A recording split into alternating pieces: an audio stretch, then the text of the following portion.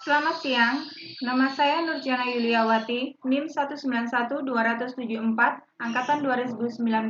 Siang ini saya akan mempresentasikan etika organisasi, budaya, dan tanggung jawab sosial organisasi.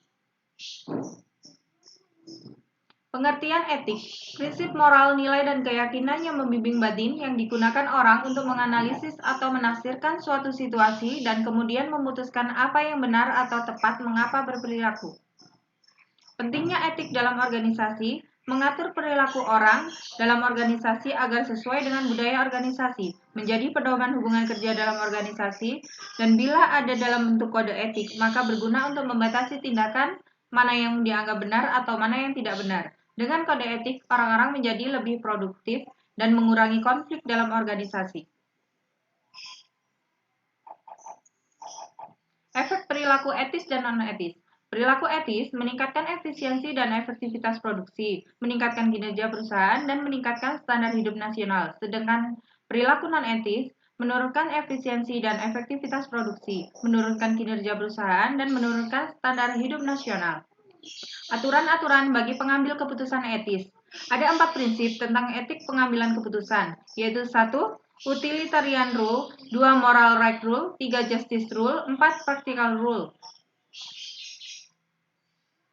Sumber kode etik organisasi. Kode etik adalah peraturan-peraturan dan standar formal yang didasarkan atas nilai-nilai atau kepercayaan tentang mana yang benar dan yang salah. Kode etik organisasi ada 3 sumber utama, yaitu masyarakat, profesional, dan individual. Model tanggung jawab terhadap stakeholder terbagi menjadi 5. Pelanggan, karyawan, investor, pemasok, dan komunitas lokal.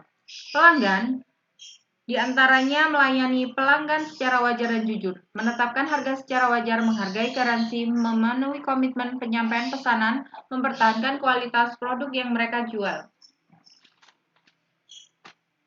2. Karyawan, aktivitasnya, sumber daya manusia, atau perekrutannya meliputi komitmen hukum dan sosial, komitmen etis. Investor, bisnis yang bertanggung jawab terhadap investor, mengikuti prosedur akuntansi yang pantas, memberikan informasi yang tepat, mengelola organisasi akurat dan transparan, menghindari ketidaklayakan tindakan dalam bidang yang peka, seperti insider trading. Pemasok, bisnis yang bertanggung jawab terhadap pemasok. Upaya diantaranya membuat perjanjian persekutuan saling menguntungkan, penentuan jadwal pengantaran yang realistis, penentuan harga yang dapat diterima kedua belah pihak. 5. Komunitas lokal. Upayanya diantaranya memberikan sumbangan yang tidak mengikat dan etis, program-program lokal, meminimalkan dampak negatif terhadap komunitas. Pendekatan tanggung jawab sosial, sikap obstruktif.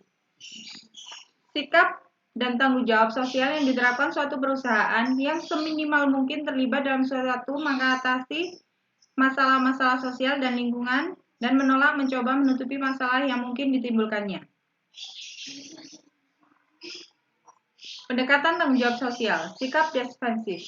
Sikap defensif lebih menekankan pada pemenuhan persyaratan minimum yang sesuai dengan hukum yang berlaku. Para manajer yang mengambil sikap defensif itu merasa bahwa pekerjaan mereka adalah untuk menghasilkan laba. Perusahaan seperti itu misalnya akan memasang peralatan pengontrolan polusi dan memberikan undang-undang, tetapi tidak akan memasang peralatan yang berkualitas lebih tinggi walaupun alat tersebut dapat lebih membatasi polusi.